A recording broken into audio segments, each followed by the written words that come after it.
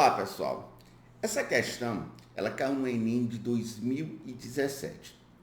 Essa questão, ela fala que o que está aqui, esse arco de parábola, seria a vista frontal de uma abóboda de uma igreja lá em Minas Gerais.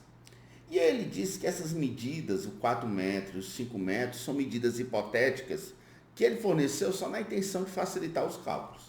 E ele quer saber exatamente quanto é que vale essa altura, qual o valor de H.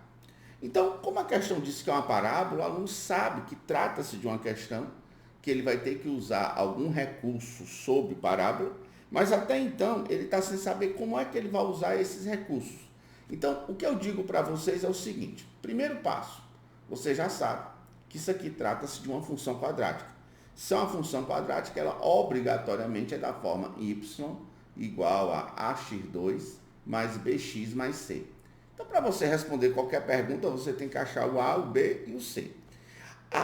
Onde você vai posicionar os eixos Y e X facilita muito os cálculos desses parâmetros. O que é que eu aconselho? Eu aconselho, quando você for colocar o eixo Y, você faça de tal forma que ele divida a parábola em exatamente duas partes iguais.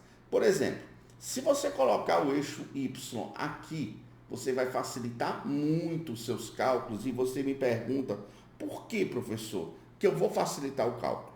Vou lhe explicar. Toda vez que você coloca o eixo Y dividindo a parábola em duas partes exatamente iguais, é uma maneira que você tem de dizer que o B, esse B mesmo, que é o valor que multiplica X, ele é zero. Então, toda vez que uma parábola, o gráfico dela for simétrico em relação ao eixo Y, o B é zero, e você me pergunta por quê? Vou já lhe responder. Professor, onde é que eu vou posicionar o eixo X? Você sempre posiciona o eixo X no solo. Se você posicionar o eixo X no solo, é uma boa ideia. Isso vai facilitar também os seus cálculos e simplificar a resolução da questão. Então, pronto, eu coloquei aqui o eixo Y, exatamente, meninos, no solo, como vocês estão. O eixo Y não, o eixo X. Professor, por que isso facilitou? Vou explicar para vocês. Eu percebo que essa parábola toca o eixo X em dois pontos. E os pontos onde a parábola intercepta o eixo X são as raízes, são os valores assumidos por X que anulam a função. E um desses valores ele já forneceu, ele já disse que é 5. Então, meninos, eu já estou sabendo que uma dessas raízes é exatamente o número 5. Como a parábola ela foi disposta de forma simetricamente em relação ao eixo Y, então é óbvio que a outra raiz ela só pode ser menos 5. Então a outra raiz está aqui, ela é menos 5. Então, a partir do momento que eu tenho as duas raízes, qual é o conselho que eu te dou para representar essa função?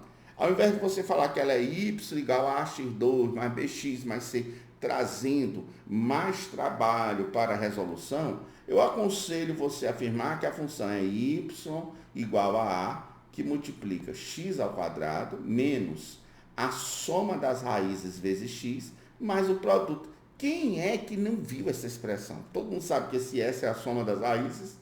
Uma é menos 5 e outra é 5. Se eu somar menos 5 com 5 dá 0. Aí o aluno, professor, está respondido aquela pergunta que eu fiz anteriormente. Por quê? Que quando o eixo Y divide a parábola em duas partes iguais, o B é 0.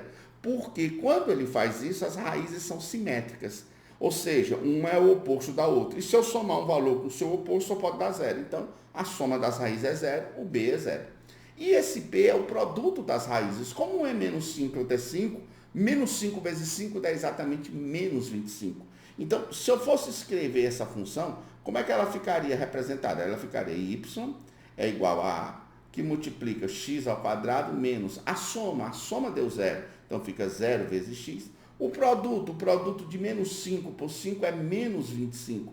Então, perceba que não falta quase nada para a gente finalizar. A função ficou a que multiplica x ao quadrado menos 25.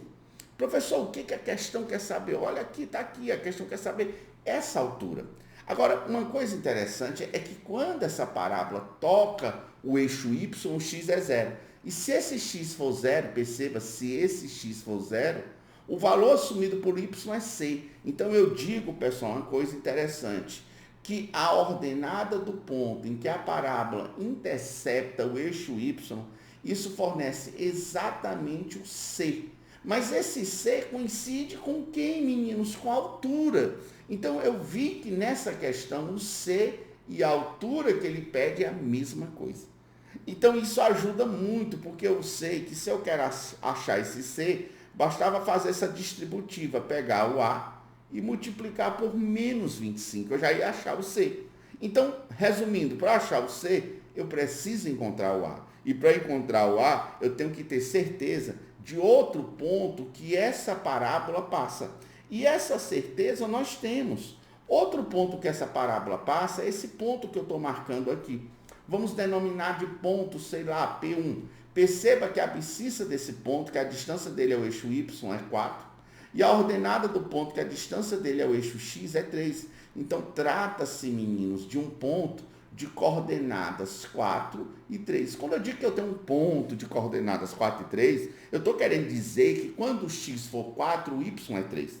Então, nessa função, aonde tem y, eu posso colocar 3, e aonde tem x, eu posso colocar 4. Então, onde tem y, eu vou colocar 3. Aonde tem x, eu vou colocar 4. Então, ficou 4 ao quadrado menos 25.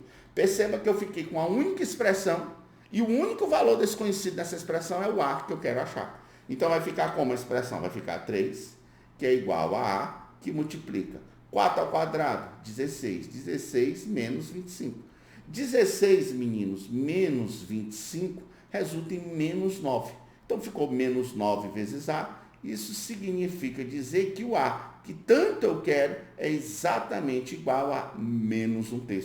Então, não falta mais nada. Lembrando a vocês que a função, quando eu encontrei o a, que era a única coisa que faltava para achar a função, ela agora vai ficar representada da forma menos 1/3, que multiplica x ao quadrado menos 25. E a altura que tanto eu queria encontrar era exatamente o C. E para achar esse C, basta fazer essa distributiva, pegar esse menos 1/3 e multiplicar por menos 25. Se eu já faço o jogo sinal menos por menos mais, isso vai dar exatamente 25 sobre 3. Então, está aqui o valor do C, que é o que está exatamente na alternativa D de dado. Então, espero que você tenha gostado do vídeo e aguarde os nossos próximos vídeos. Até mais, pessoal.